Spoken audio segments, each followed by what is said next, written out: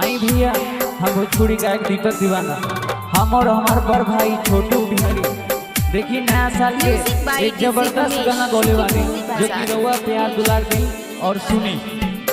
है गचौड़ी 31 दिसंबर के मिलैले तोई आई हागे मिलैले तोई आई हागे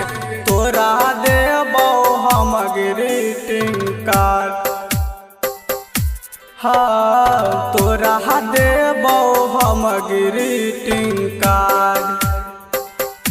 हे गचौड़ी 31 दिसंबर के मिलहिला तोई आई हागे मिलहिला तोई आई हागे तोरा देबो हम ग्रीटिंग कार्ड हाँ हाँ तोरा देबो हम ग्रीटिंग कार्ड। एक बार फिर से ले लो कटिता DJ Umesh DJ Umesh DJ Umesh DJ Umesh Sukhipur बाजार सुखीपुर बाजार सुखीपुर बाजार सुखीपुर बाजार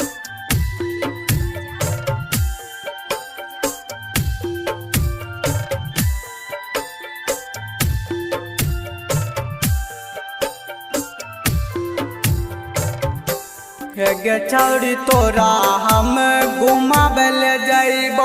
बाउसी पहाड़ी आगे बाउसी पहाड़ी आगे वहीं खाइबे दोनों चाउमीन चाट हो तोरा देबो महंगा ग्रीटिंग कार्ड हे गचौड़ी तोरा हम घुमाबे ले जाइबो बाउसी पहाड़ी आगे बाउसी पहाड़ी आगे वहीं खइबै दोनों चाउमीन चाट हे गे तोरा देबो महंगा greeting card. DJ Umesh DJ Umesh Sukhipur बाजार सुखीपुर बाजार सुखीपुर बाजार सुखीपुर बाजार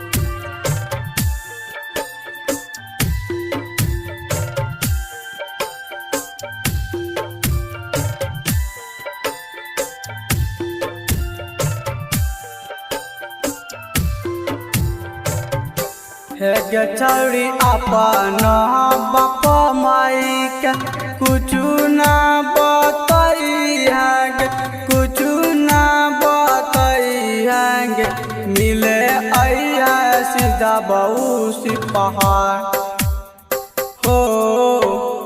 मिले आइया सीधे बाउसी पहाड़ हे गचौड़ी अपना बाप माई के कुछु ना बतई है गे कुछु ना बतई है गे मिले आई है सीधा बाउसी पहाड़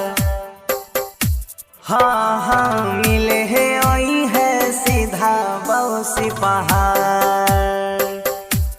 हाँ वही देबो तोरा greeting card. DJ Umesh DJ Umesh Sukhipur बाजार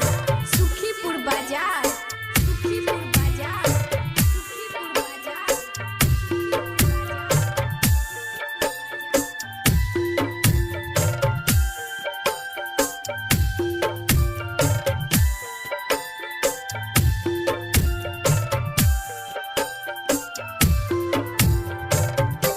हे गचौड़ी छोटुआ बिहारी के तो कुछु नहीं बतई हागे कुछु नहीं बतई हागे चली आई है सुरुजा के साथ हो चली आई है राजीव के साथ हो हाथ पकड़ी दीपका घूमतो साथ हे गे तोरा देबो महंगा गिरी ग्रीटिंग कार्ड।